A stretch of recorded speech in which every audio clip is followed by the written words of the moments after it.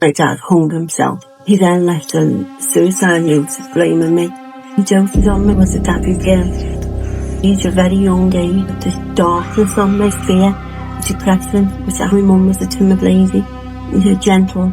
I was feisty, became a protector for her. Grew up a little bit quicker. Traumatic events were catalyst trigger, which started it. Auntie Winnie, she was a character, giving me some peace on the side. And all of a sudden she just stood up and all this dark blood started coming out. And she died instantly in front of me. Now, I remember that was quite significant. I felt despair. I also had this darkness and this depression on me. Whilst that was at home,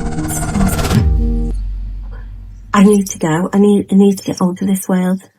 At the age of 18, what on earth was going through my mind? Took my dad to GF one morning. I fell asleep and I just wanted to sleep and not wake up. I woke up vomiting. Done this again when I was 14. Was put on antidepressant for the very first time.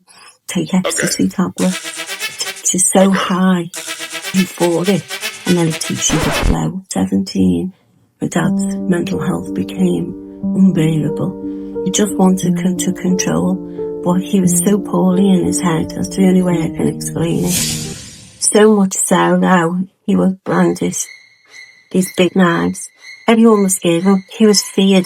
Even the police couldn't do anything. No one could help us. No one could help us. No one would help us because he was that terrifying. You know, he was a 20-stone, crazy madman. He loved me and I loved him. And it was really confusing. 1 minute he was just this loving, protective dad would do anything for me, and then on the other hand he would turn into this madman, this crazy madman, unrecognisable. He was like Jekyll and Hyde. I'd jump in front of my mum because if he would have got her, he would have killed her. Many times he would just pick me up by my chest like that, pick me up literally on body cam to the wall. End up in hospital. He'd been put in the cell for the night, and he'd come to pick us up the next morning. He pulled out this machete and said he'd slit our throats if we would tell the police again. He was going to take us all out because he didn't want to live and he didn't want us to live either. Went into hiding. Flat on the 7th floor, this high-rise flat. He switched the whole place up. We were walking around like that and not even feeling it. What's the place? Because he punched the solid wall. You could hear his knuckles crack. It wouldn't faze him. He was that tired of crazy man. A mission to find us and kill us and to throw us off that high-rise flat. But before he found us, I thought I'd go and see him. So I went this night and I walked in. It was a big Victorian house. Eerily quiet. Walked in and he threw me on the bed and he tied me up. I've never been so scared in the whole of my entire life. He's over me. And he's saying stuff to me. When you look in his eyes, what were once piercing blue eyes have gone black. His voice had changed and he was sweating. That is not my dad. And he's got his gun over my head. All I could see was fear. I thought that was it. My life, it's over. Over and done with now. The sheer terror. That's all I can say. You know, I just reasoned with him the last time I come back. And I'll say with you, if I was on him, left him for a minute, and he realised what he was doing, and he let us go.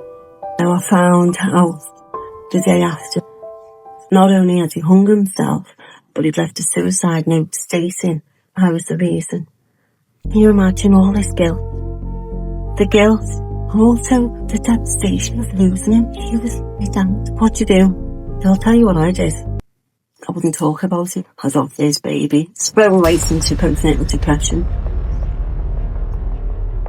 Cocaine was through the week. I was allowed to bring yourself high. I was to take cocaine.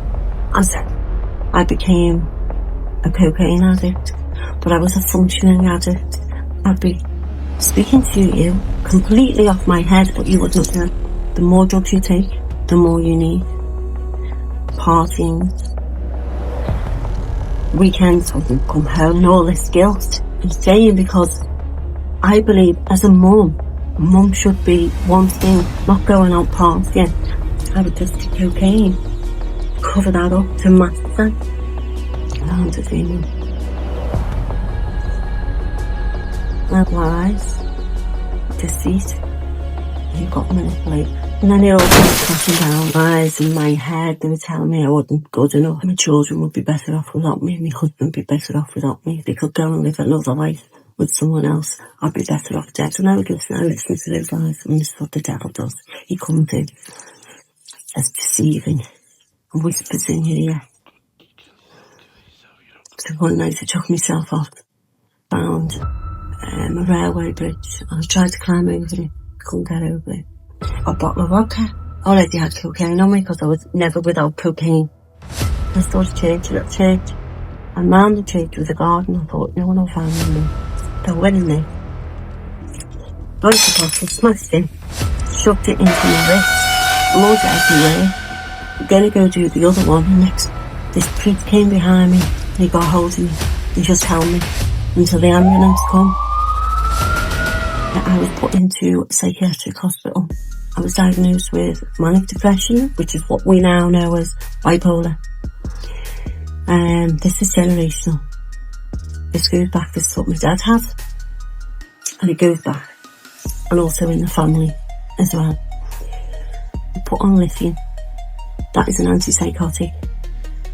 And what those drugs do is suppress your pace and heart.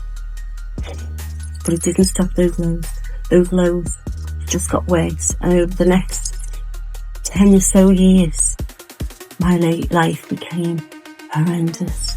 Moments where I am sat in my bed, and the only way I can explain it is I call it death fear around me, where I'm stuck to the bed and I literally cannot move for hours. The anxiety and the fear that I was feeling was just unnatural.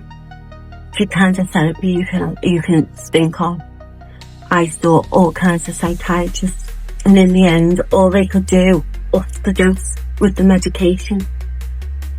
That now I was on different kinds of antipsychotics, different kinds of antidepressants, but the highest amount.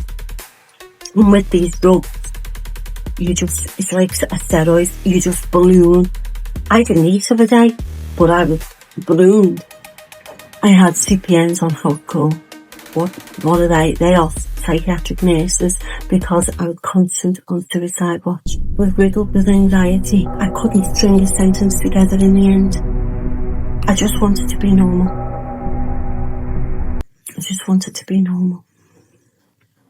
Told me the psychiatrist, the consultants told me this is a lifelong illness. Bipolar, you never recover from.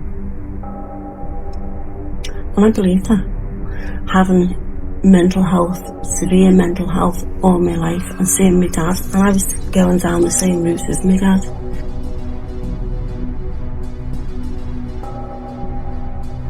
Where am I up to?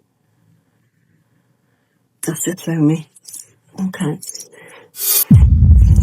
And rehab couldn't get to the root problem, and I still couldn't stop. This medication that I used to take, let me tell you, it was Valium. I was addicted to diazepam. I was addicted. It would call me up for coming up for the chemist and say, "This, we've got them." I'd go down and buy them. The doctors would give me. I used to eat them like Smarties. I would take tramadol.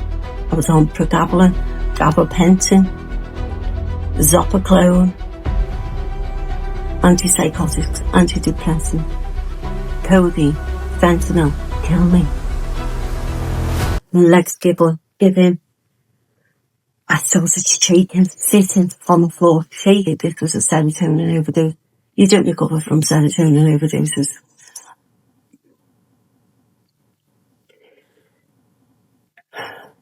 So my mum came to live with us. She was my everything. Then COVID hit, and my mum got it. She lasted 6 days. Let me tell you, when I got that phone call to go and see her before she passed,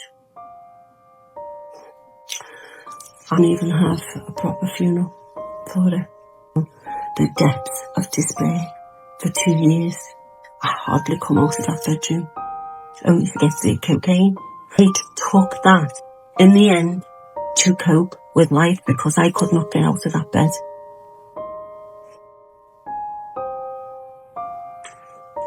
I'm going to be completely honest with you. My nose was caving in. The roof of my mouth was going. The pain every time I snorted it, cocaine, it was like a vice around my nose, around my mouth. Look, it was on now 3 to 4 packs of Nurofen a day, so I could take cocaine daily. My doctor sent its nurses round to get my blood filled because I wouldn't go. And he phoned me up and he said, Victoria, you're going to die. And I knew it. It was in a race to end my life, whether it be my body or mentally. I would take the medication so I would sleep all night, and that was the cycle, and that was how I was existing. Then one day, I was listening to those lies again. You know, my children would be better off without me, my husband would be better off without me. And I totally be honest, I completely believe that. No one could help me. I didn't have my mum. So I took myself off to the cemetery this Friday morning to see my mum's grave the very last time. And I spoke to her and I said, Mum, I'm going to go and take my own life. I'm going to hang myself like my dad did. And I knew where, I had it all planned out. I knew where and I knew when, and I'd given myself a few days. Let me tell you, there's a clarity that comes over you and a peace. And they say the devil is in the game of counterfeit. That peace was definitely counterfeit. So I got home and my husband said to me, there's the conference on at our church, come. Right then, I just made a deal with the devil, you chance. I said, no, you're alright, not for me. I've been down that route before, and I tried it, and I just couldn't get it. I was a Catholic. I've made my Holy Communion. I've done things with God. You know, what I thought was God was like this big man in the sky with all rules and religions. I went to a school full of nuns. And he said to me, no, this is different. I couldn't get it. I didn't get it. I just thought it was all not for me. Somehow, I'm moved to this church. And this man is preaching. And I'm sat there. And he starts looking over at me. Why is he looking at me? I'm thinking I'm paranoid. At the end, he said, anyone who wants prayer, come forward. The battle starts in my mind then. Do I really go up? Should I? Is this real? Can you imagine? It was all the good and the bad fighting. Anyway, the good one, I ended up at the front. And he held me, said, hold my hand. And he started praying with me. And when he started telling me what was happening to me the day before, word for word. I had never seen this man before in my life. He didn't know me. He knew nothing of me. I hadn't even told anyone. And all of a sudden, this fire inside my belly. It was like this fire, but it was going from the top of my feet right to the top of my head. It was euphoric. I've had drugs in the past, not a drug in sight. This was supernatural power. This one was Jesus making himself known to me. He was moving my soul to life. Oh wow. Oh my goodness. This was just your love. That instant, that supernatural power. Generational curse was broken. Cocaine addiction was broken. Bipolar, anxiety, depression, fear, that death fear I speak about, vacation addiction, so much more. In an instant, gone. Then said I was dying. 2 weeks later, I got into blood store and they all come back clear. God healed me from that. I am set free. The power of God. I now have a future of hope. I have a future of purpose. God has a plan and purpose for each and every one of you. You know, if it can happen to me, it can happen to you as well. I'm Vicki, and my heart belongs to Jesus. Hey!